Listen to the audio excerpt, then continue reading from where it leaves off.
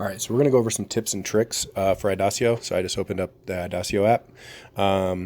Couple things I want to just talk about first and foremost with seating charts is one thing that's really cool about like having a seating chart like this is you can do a screenshot.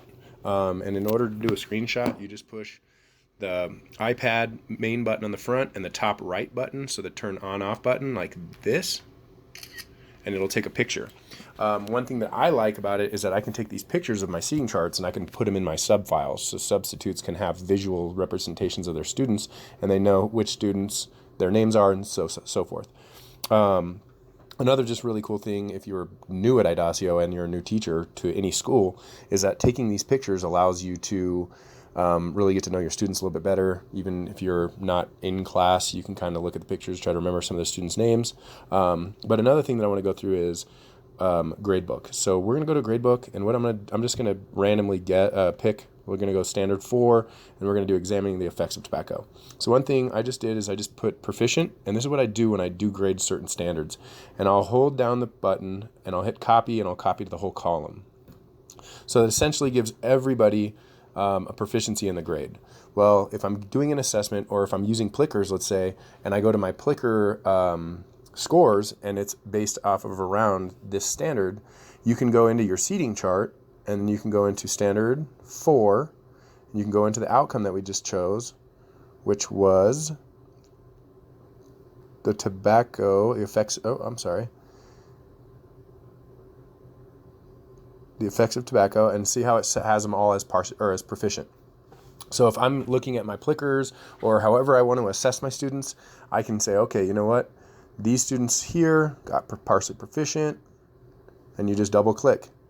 And that'll go down a grade. And if you obviously, let's pick Angel, the girl in the very front, if you keep double clicking, it just goes all the way from advanced to proficient to partially proficient. So that's a way that you can manipulate and change your grades.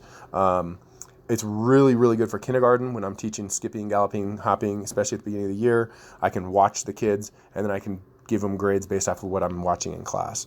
Because it's really hard to learn those names that early. So that's just another real quick little tip.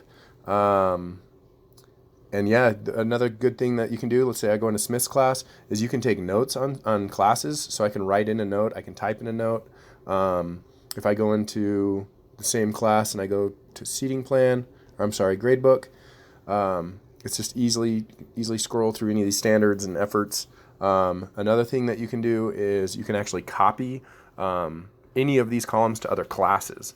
So if I want to copy, let's say I started a new class, or I accidentally deleted my standard 4 from, let's say, another second grade class, I can hold down standard 4 like this, and then it asks me to copy it. I can copy the entire column, which already has all the formulas in it, and I can copy it to another class. So let's just pretend I copied it to a 5th grade class. I hit copy. It says done. I go back to my 5th grade class, and then we're going to see standard 4 from a 2nd grade class in here. Now, obviously, all I need to do is just delete it because I don't need it. But one thing that you always want to do, especially if you've just imported all your kids' names and pictures, you always want to back up. So here's how you back up. You just go to your main screen. On the top left, you've got that little cloud. I always do a full backup, and it backs up into Dropbox. There will be videos about how we import our kids' class from Infinite Campus, so you don't have to go in there and type all your kids' names as well. So I'll start creating videos that will show all of that, how to add a filter into iCam and pull basically a sheet, and then be able to put in each class into an Excel form, put that into Dropbox, and then you can import everything from Dropbox. Another just quick thing about templates are you have to use Dropbox. You cannot import a Idoceo template from Google. Google changes the format of it and it doesn't work.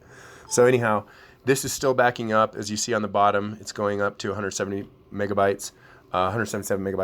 And the reason why this file is so big compared to other files is because I've added artifacts. I've added lots of different annotations and rubrics and things like that. So this file will eventually continue to get bigger and bigger and bigger. But the nice thing is after the year is over, you can go in and you can basically create or save these templates if you've made any modifications and use them next year as a blank spreadsheet. So anyway, that's just some basic tips and tricks of Idoceo. And if there are any specific questions that I can answer,